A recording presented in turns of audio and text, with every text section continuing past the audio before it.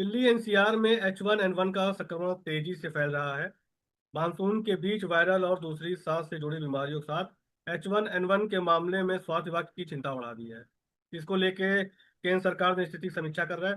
बीते दिनों करीब H1N1 के कुल दिल्ली में ही जो पेशेंट थे वो एक 1800 से ज्यादा हो गए हैं। इसको लेके हमारे साथ वरिष्ठ फिजिशियन डॉक्टर राजीव कक्कड़ जी हैं। सर नमस्कार सर, आपका सर हमारे चैनल पे। सर ये H1N1 क्या है और उसको किस तरह से जो देश में भी फैल रहा है, बीते दिनों बेंगलुरु और मुंबई में भी कई इसके मरीज मिले, तो उसको किस तरह से बचाव किया जाए, ये क्या है सर H1N1? देखिए, जब से कोविड आया है तब से हम लोग देख रहे हैं कि इस तरह के इन्फेक्शन काफ़ी होने लगे हैं।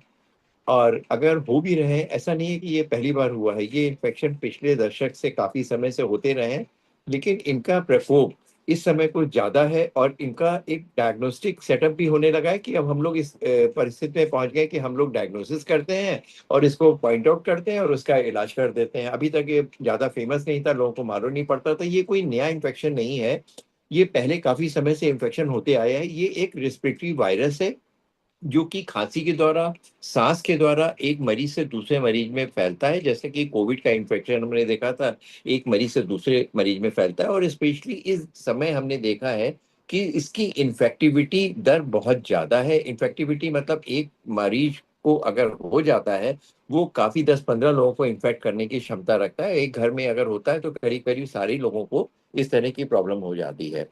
तो सबसे पहले चीज ये है कि इसमें जो सिम्टम्स होते हैं, जो एक आम फ्लू के सिम्टम्स है, क्योंकि ये फ्लू वायरस है। आम सिम्टम जो होते हैं वो खांसी आना, जुकाम आना, उसके अलावा बहुत तेज बदन में दर्द होना, बुखार होना। जैसे एक आम फ्लू होता है, बुखार के सिम्टम्स है उसकी तरह होते हैं, बट इसमें कुछ ऐसी खास चीजें हैं। जैसे सर में बहुत दर्द होना, किसी को वोमिटिंग होना या लूज मोशन हो जाना, ये भी सिम्टम्स किसी को होती है, किसी को नहीं होता है। जो इसके बाद में अक्सर देखा गया है कि बुखार बंद होने के बाद फिर थोड़े दिनों बाद आ जाता है।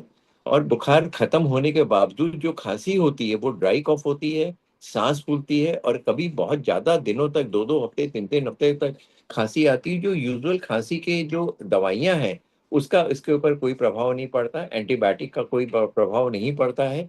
और ये परेशान करती है। और कुछ लोगों में जिनको स्पेशली जो एस्थमेटिक है, जिनको सांस की बीमारी है, जो एलर्जिक है, उनको इस तरह की खांसी और सांस फूलने का अटैक पड़ जाता है।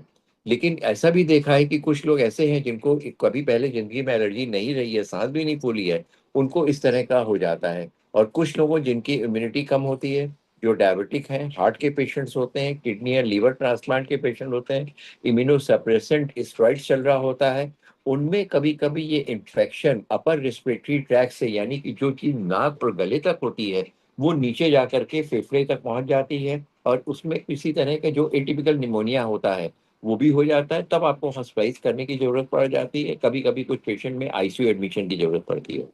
घबराने की बात नहीं है।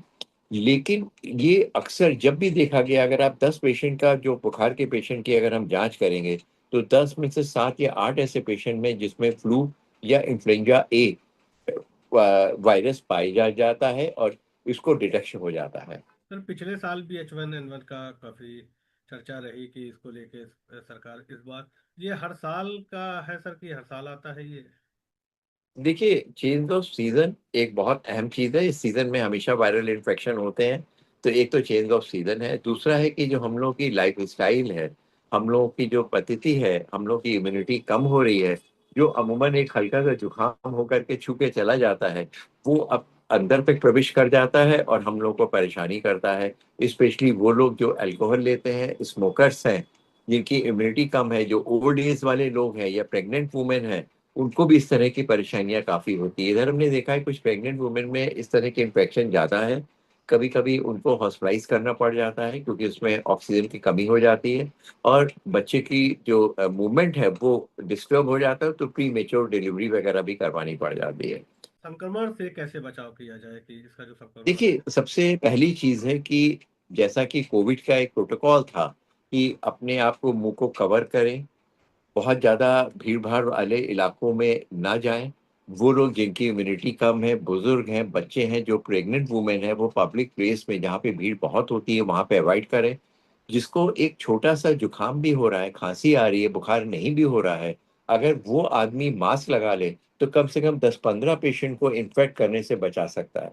तो वो लोग जो कि अपने आप का बचाव कर रहे हैं वो भी करें, और स्पेशली अगर आपकी फैमिली, आपके घर वाले या कोई ऐसा आदमी जिसको छींके आ रही है, खांसी आ रही है, अगर वो अपने नाक या गले को कवर कर लें और पब्लिक प्लेस में जाना बंद कर दें, अपने आप को आइसोलेट कर लें, तो बेहतर ये है कि वो कम से कम 10-15 पेशेंट को इन्फेक्ट होने से बचाएगा, और वो 10-15 पेशेंट और 10-10 15-15 पेशेंट को बचाएंगे। तो वो साइकिल अगर एक ब्रेक हो जाती है तो सबसे बड़ी चीज है। दूसरी चीज है इम्यूनाइजेशन। आज भी हमारे पास फ्लू की वैक्सीन अवेलेबल है।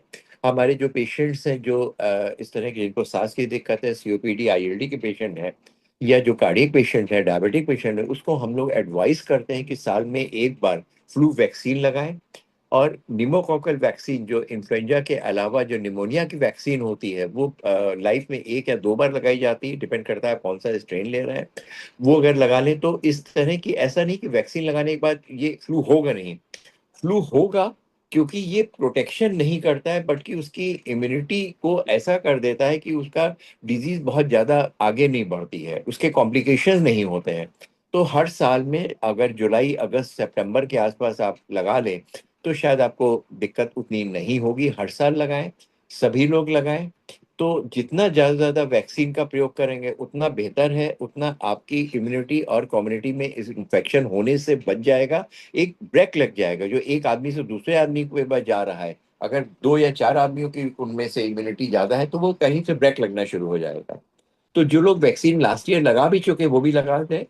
जो लेट हो जाए, सितंबर अक्टूबर में नहीं भी लगा पाए, जुलाई में नहीं भी लगा पाए हैं, वो नवंबर दिसंबर में भी लगा लें तो कोई ऐसी बात नहीं, क्योंकि हर साल स्ट्रेन बदलता है, हर साल उसकी जो जिस तरह के वायरस होते हैं वो बदलते हैं।